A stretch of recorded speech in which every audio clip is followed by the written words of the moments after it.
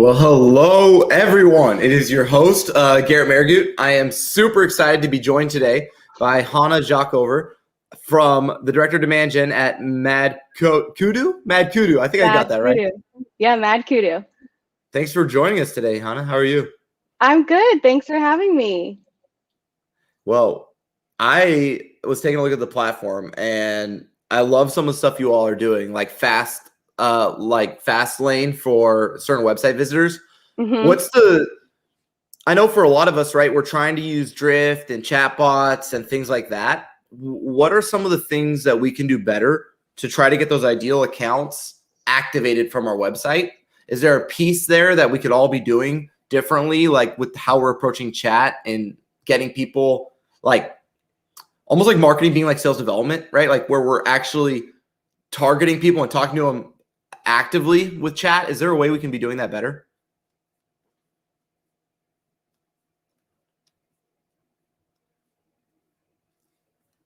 Uh-oh.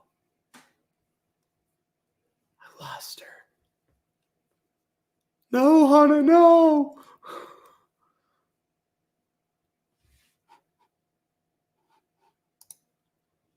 Let's see.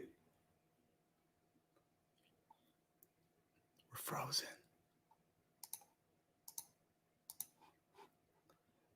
This is a tough one. Let's see.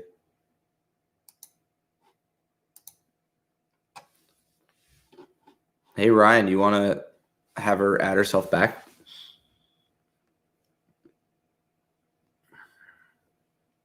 Hey, everybody. So we're going to be talking about demand generation and more. Just give us a sec. We lost a good soldier. I know. I'm going to have to eat my own sour candy the entire time. That is... I'm going to be alone eating my sour candy. So, yes, thank you, Shanti. Oh, man. All right. Which one should we do today, team? We got warheads or we have toxic waste. I haven't done toxic waste. Oh, my gosh. It's a mystery flavor, too. If we lose Hana forever, we're just going to talk about lead scoring today. Now, I don't have anyone to ask questions to, so hopefully she comes back in a second.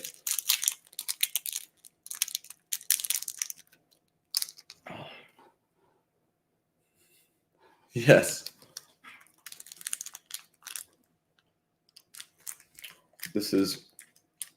I'm just on camera. I'm getting bullied by the chat. Oh, so sour. So, haven't had this happen yet. Oh, man. Oh. Okay, I did it. Are you guys happy? I'm dying over here. I've been avoiding this toxic waste. I've just been doing warheads lately. I can't believe I came up with this because I hate sour candy. And now I do a show just with sour candy. All right. Well, we're not dropping on our viewers right now, which is interesting. Apparently, no one really cares about what I say. Oh, wait. We're back. Goodness, what an awful time for my internet to go out. I'm so sorry. I'm on my phone. Oh, you're all good. Our viewers didn't drop at all. I'm realizing it's just because they don't, I don't know. I think we're just, like the Twitch live stream. Like I started getting into Twitch because I wanted to kind of see what that whole world was like. I think people just like live streams. But we are back. I think so, too. Are you okay? Are we ready? Are we good? Yeah, I'm just hoping my video doesn't freeze anymore. So let me know if I start getting trouble. You're all good. So I have this question around lead scoring. We are trying to come up with a balance of how much is based on actions that people take, how much is based on their firmographics, and then how we balance that. What's been your experience on setting up lead scoring? Like, Yeah. So I have always looked at it in different categories. We look at demographic and firmographic, as well as behavioral. So those are kind of one category, behavioral, and then also we consider custom qualifications. So thinking about, I'll start with custom qualification because most people are like, well, what does that mean? That's really thinking about prospect and your business unique, like what is absolutely required for you, for them, and you to have a partnership together. So thinking about your core ICP, specific technologies that you have to have in order to integrate, with that offering, a certain amount of website leads or visits, things like that would be really unique in terms of custom qualification. And then looking at behavioral, a lot of people forget about behavioral, and it's really important because it tells you who's engaging, and who's actually really active. And then firmographic and demographic is really like, who are you? Do you meet our ICP? And then you can layer in some intent data too, and some third-party information into those areas too. No, I love that. Now, when you talk about intent, what's been your experience with intent data in the sense that, like, when I've tried to use like Bombora Surge data or things like that, I found it to be, frankly, pretty wildly inaccurate and not necessarily indicative of intent, despite everybody acting like everybody says they has intent data until you like give it to an SDR team. And I can almost guarantee you the SDR team is going to be like, yeah, they were not looking for us. So yeah. Well, how do we blend that reality, right? Like the real truth of like, I've tried it for years. I send stuff to my SDR team and they're like, no, nothing here. So like, how do you know what I'm saying? Like we love it as marketers. It makes us feel good, but our SDR team might not love it. Am I doing it wrong? Is there a different way? How do we use intent data? Yeah, I think it's more, people get really excited about intent data. And I think we need to understand like, well, what is the data that is important? So not just like, wow, they're interested in reading articles about content marketing or predictive lead scoring, but is their organization in a space where they're going to be looking for that type of technology? So an example would be the MadKudu's tool uses predict leads, where they're scraping the entire internet and they're looking at companies that are hiring for a certain role. So for example, if they're hiring for a director of demand gen, then we know that they could be eligible or in the market for that, type of SaaS offering that we provide. I like that. So what you're saying is there's a trigger moment associated with hiring that we know, like for example, in my business, we target directors of demand gen. And we find out very often that within 90 days of someone getting a job, they're usually trying to make a splash and they'll bring in another agency. And so we've seen that trend. So what you're saying essentially is figure out what that trigger is in your industry. And if it's a job post and that, if someone's hiring a new director of demand gen, that their tech stack related to demand gen is up for grabs. Is that kind of accurate? Yeah, I think it's, it definitely shows some intent around, okay, there's budget there. They're in the space where they're looking to ramp up this specific area. And you could look at it through the lens of like different go-to-market motions too. So thinking about like an inbound, an ABM, or a product-led motion. I like that. Now, it is sour and SaaS. Are you ready, Hana? I am ready. Although I have to, since I'm on my phone, I have to kind of make some adjustments here. Okay. So bear with me. No, you're multitasking. That's incredibly important. Now, let me see.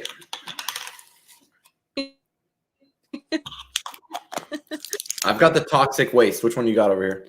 I'm nervous for the.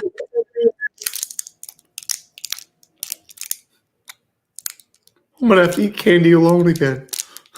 Okay, so the toxic waste. Is that the one that we're doing? Oh yeah, we're doing the toxic waste. I'm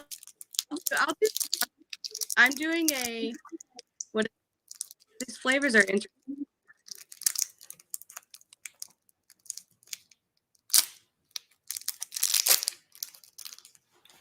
Mine's apple. Watermelon. Yeah, watermelon. Okay. I'm allergic to watermelon, just as a side note. Are you ready?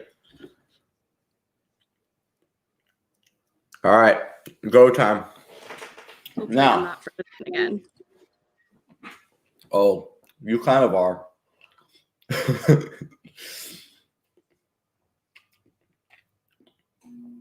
Oh my gosh, that's so sour. Did you try yours yet, Hana, or am I over here alone? I'm actually doing okay. Okay, dang. Now, since you're working in this like marketing ops world, it's kind of this conjoinment, right, of like sales development, marketing, and AEs. What have you found that SDRs really want out of marketing, and especially with lead scoring? Like, what can we do different as marketers that we're kind of getting wrong when we're sending leads to people? Like, when we think they're good, like, what is it when we think they're good and they think they're bad? Like, what's the common things you're seeing there? Yeah. Oh man, there's a lot to say there. I think it's if we're sending leads that we as in marketing, if we're sending leads that we think are good, we need to provide the reasoning. So a lot of times we're just throwing things over the fence, say, here you go, but we're not giving them enough information around why those leads are good. And then another thing I think we need to do a better job of is, okay, it got me. Sending leads that actually are good. So separating the bad leads from the good leads and making that journey very distinct and different for each one, because a lot of the times with our lead scoring, like, it's really just built off of opinions and what we think is our ICP and what we think is a good lead, which is why I love MadKudu's, because it takes out, it's not subjective. Like, it's really just based on historical data and conversion rates. And we're actually able to say, no, this is a good lead. And it's based on data. So I think the SDRs are wanting to see a real good leads. And also they want the information around why they are a good lead. Yeah. No, I think the other thing too, Hana, that I think is interesting is, I think one of the reasons we struggle with this as marketers and alignment, especially with sales and finance, is our goals are sometimes fake. In other words, like, a lot of the demand gen managers we work with have an MQL goal. And so they're so worried about hitting their MQL goal, which is traditionally volume-based because it's near the top of the funnel, that it creates a misalignment, right, between what's going from MQL to SQL. And with the sales development org, is there maybe a way that marketing teams can get wiser about how they set their own internal goals so there's more alignment, so that, you know, like a marketing goal is aligned with the sales development goal, which is aligned with an AE goal, so that the team's working together? I'm back. Oh, look at that. Sorry, you were choppy on my phone. So can you repeat the question? Yeah. So I believe that one of the reasons why marketers have the reputation or the consistency of sending poor leads to sales development, and then SDRs who struggle to get good leads to AEs, right, because it's kind of a trickle-down thing, is because we each have our own goals. And they're traditionally volume-based. So marketing has an MQL goal. They got to hit that goal. And then they hit that goal and they're like, woo, we hit our MQL goal, right? But then half of them are bad. And the SDRs know that, but they have to hit their SQL goal. So then they send half of them that are bad. And then the AEs are like, what the hell is going on here? Like, why do I keep getting these bad leads? Is there a better way for us to do goal setting internally so that we avoid that kind of conundrum? What's been your experience there? Yeah, I think that it ultimately comes down to being on the same page when it comes to definitions. You know, what is an MQL and how did we get to that definition, as well as what are the service level agreements attached to that? So like, when I say that I have an MQL, we all agree on the definition, then I know these three things are going to happen right after that. And if there's a discrepancy there where it says, hey, like, we had this goal in place that we all agreed on, and this doesn't really meet that criteria, you know, that's when there's also pathways back to have those conversations. But I think it is more so about like creating these goals together and changing the perspective around what is the end game, because the end game should always be more sales wins. Like, I'm sorry, marketing, but sales wins are what's important, and revenue coming from that. So you can have MQLs. I keep hearing like, oh, the MQL is dead. The MQL is not dead. The MQL definition and the weight that we put on the MQL has changed for sure. So I think it's about like, what is your MQL criteria? And even a level up above that, like, what are you counting as like leads? So for me at MadKudu, we look at leads, but more importantly, and one of our North Stars is qualified leads. So we're only thinking about that group of leads that comes in that actually has the potential to become good MQLs, not just, you know, a low fit hand raiser. So we actually don't even MQL people that are low fit and raise their hand for a demo. They still get sequenced and they go to outreach and they have an opportunity to have a demo and whatnot, but it's definitely, you know, we're prioritizing the leads that are a good fit. Now, that makes perfect sense, by the way. Now, you're going to have stages, correct, in your funnel?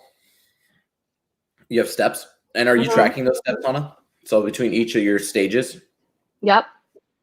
What's been your biggest tip then to get people from each stage? Like, what have you found helps plug the gap? Is it calendar reminders? Is it text messages? Is it video? Is there any tactic you've seen that does a really good job of getting someone from each stage of the funnel, or from each department to the next, and then from within that department to stages within that department? Like, what have you seen been the most success to maximize the efficiency of our pipeline, right? Like, I found when we scaled MQLs, we didn't scale SQLs because we had so much leakage. Like, how can we avoid leakage and things like that? What have you found in your career just focused on that? Yeah. I think service level agreements for sure can help manage that handoff and make sure that, you know, things are happening, things are moving. And even just, you know, there's a strategy behind lead management, right? Like, it's not just something you turn on and it happens. Like, you have to map out what it looks like. And when I would run lead management workshops, at the end of it, we would build what that schematic looks like. So you could see every single way that a lead could end up either at the end of the funnel, in the middle of the funnel, dropping out of the funnel. And at each step you saw, okay, there's a red flag here, which means that there's an action that needs to be taken. And we're going to tie some accountability to that action by sending an alert, an email alert, and salespeople don't always like this one, but, you know, copying decision makers and key stakeholders on those alerts. So, you know, if we all agree to it, it shouldn't be a problem to have everybody involved in that communication. So if I hear what you're saying is, first we need an SLA that says this is what we're agreeing to do for each stage, right? Marketing is agreeing that we're going to send you this, and then sales is agreeing they're going to take that and do this with it.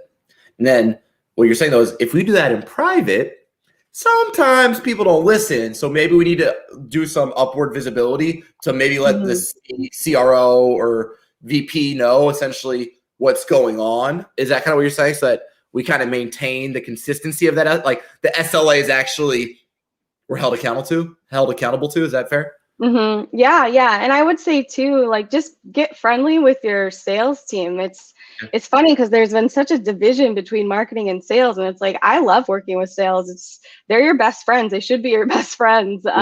You should be doing creative things together. You should be listening to sales calls. You should be doing everything you can to, you know, increase sales wins and be best friends with sales, because at the end of the day, that's what's going to get to that shared goal.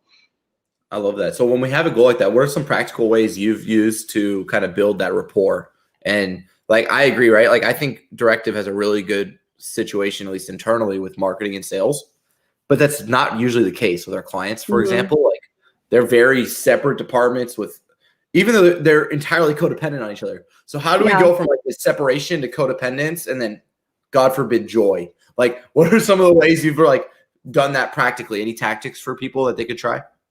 Yeah, I mean, the very easiest way to start is just by having a conversation and make that recurring. So it's easier for go-to-market teams because you're really kind of like one function, but for teams that are not in that go-to-market motion, really, it's more about, let's just have this bi-weekly, monthly, whatever it is, conversation where we review, let's check out our service level agreements, let's check out our KPIs, and if there are any red flags, let's talk about those, and let's get some feedback from how the conversations are actually going, so then you can tailor what needs to happen on the marketing campaign side, but also make tweaks to your lead scoring, to lead management. None of this should be stagnant.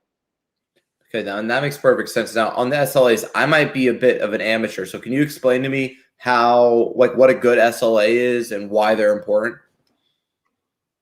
Yeah, so say you have an MQL, woohoo, and that MQL gets passed to sales.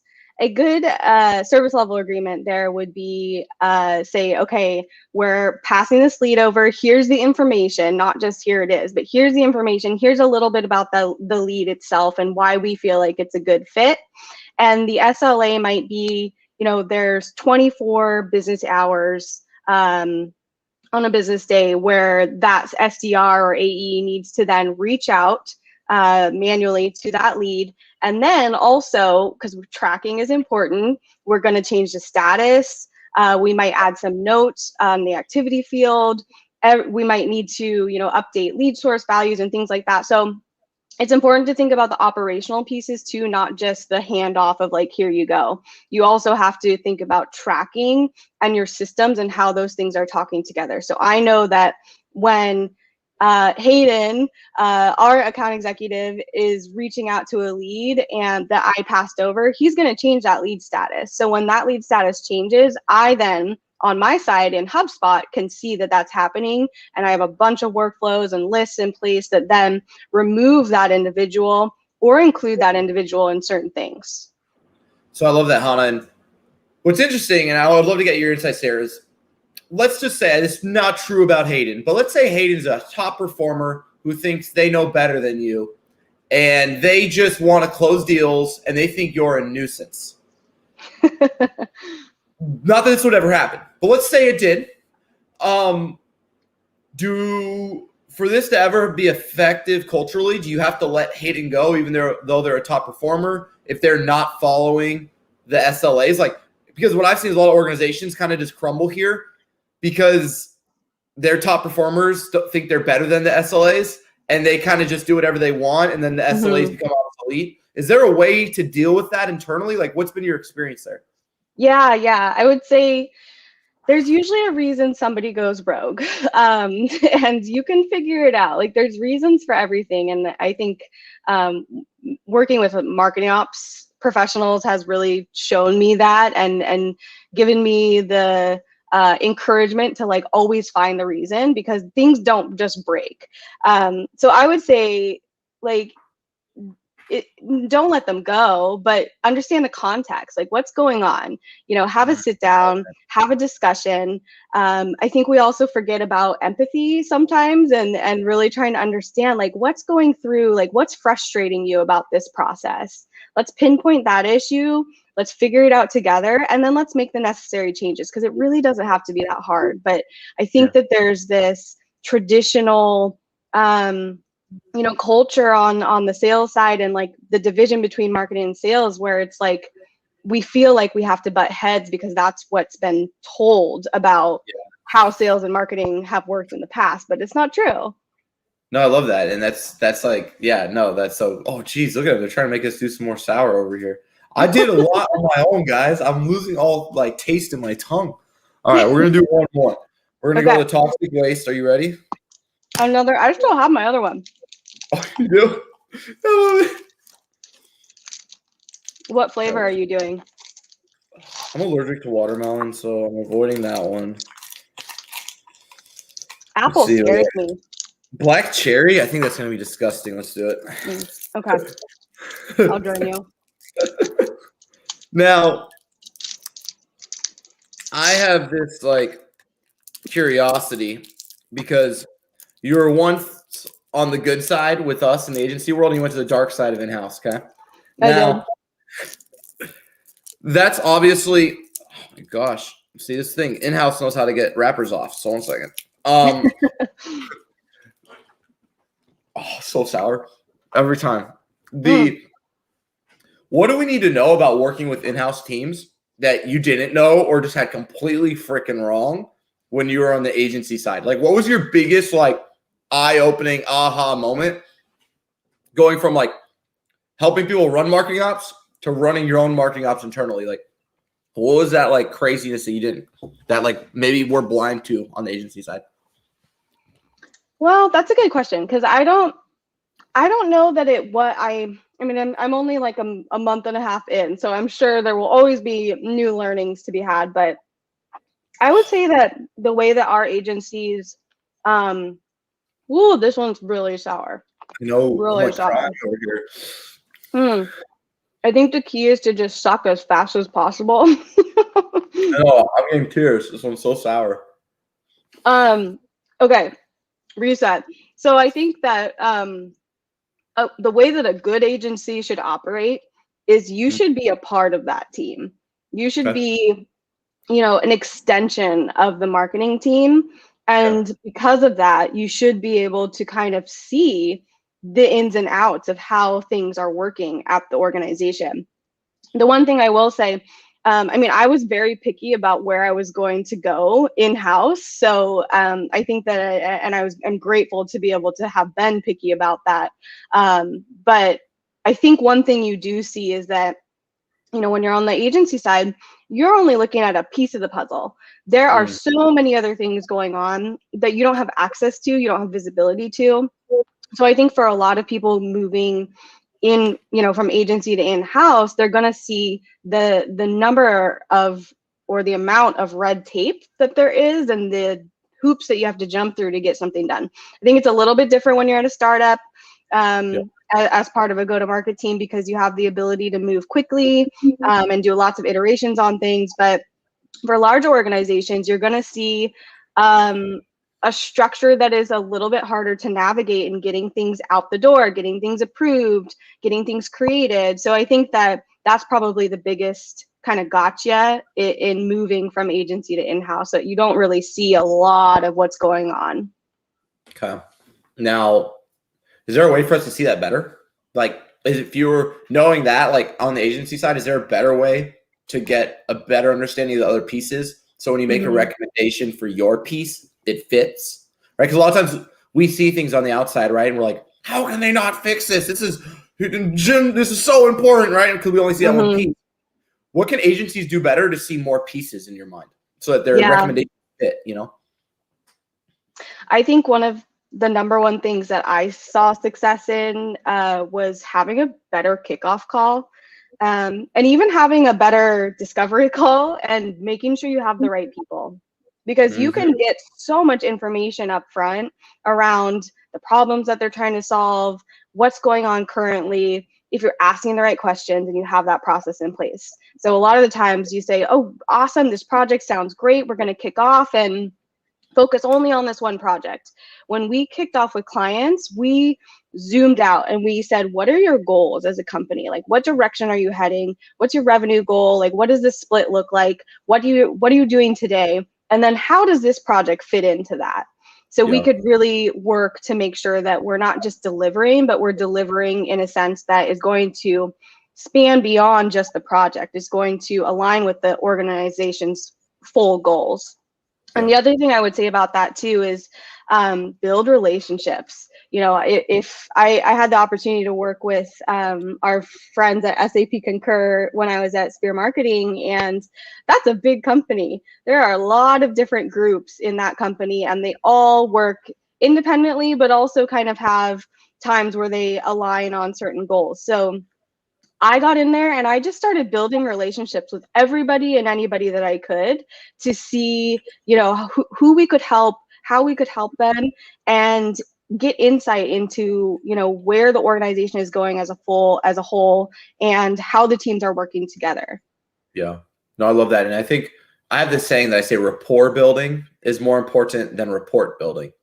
And I think that's exactly what you're communicating. And I've found the same thing with like sales and marketing, alignment, lead scoring, SLAs, is that if you keep going back to the paper, look what it says on the paper, look, is less impactful than listening and saying, how are you feeling about this? What can I do different?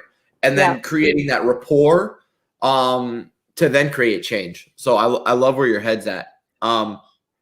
In closing, what's your big prediction moving forward? You know, when you say the MQL is not dead and lead scoring and lead handoff and marketing teams, where do you see marketing and sales alignment going? Do you see us going to shared goals? Do you see us becoming more isolated on our goals? Kind of where do you see the future at, and how can we future-proof ourselves as we're going into our next, you know, QBR season or, you know, planning season? How can we try to reset so that we're future-proof with sales and marketing alignment? Yeah, I definitely think shared goals is definitely something that's trending and people are starting to explore. I also think that this is the year of people kind of doing like a data audit and a tech audit and really looking at what they've got going on. I mean, we all know that like technology waste is crazy. So I think there's a big role to play for marketing operations and revenue operations to kind of bring all of that together and make some decisions there. And I think in terms of sales and marketing, it's how can we harness this data?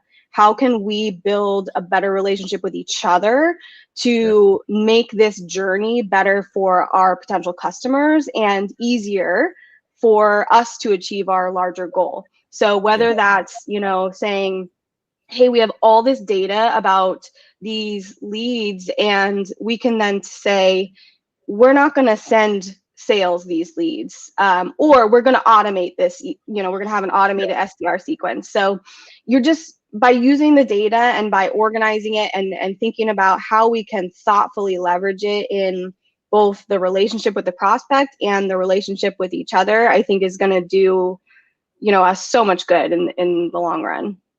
No, I totally agree. And I think that's like what MadKudu's is doing, right? That's different in the sense that you have these old school Marketos and Pardots and HubSpots to a certain extent that are databases more than like CDPs. Like they're not necessarily like hubs of information that are fully integrated. They're still somewhat legacy.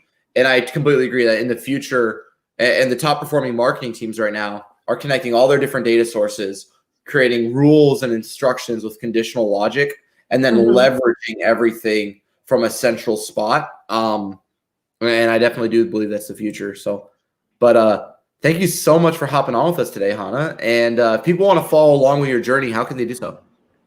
Yeah, I'm on LinkedIn, I'm on Twitter, and I'm pretty noisy on LinkedIn, and I'm noisier on Instagram, so I won't share that. But yeah, you can follow me there. Do you have time for a little joke? Yeah, I will. Are you kidding me? There's always time for a joke. What do you got? It's not my joke. I didn't write this joke, but I wanted to share it. How many marketers does it take to screw in a light bulb? 2. Not too many, but they outsourced it. I like that. That's pretty good. That's pretty good. Thank you so much, Hana. Mic drop. That was awesome. Thanks for being on Sour and SaaS. And that's our show, everybody. Bye. Thank you. Bye.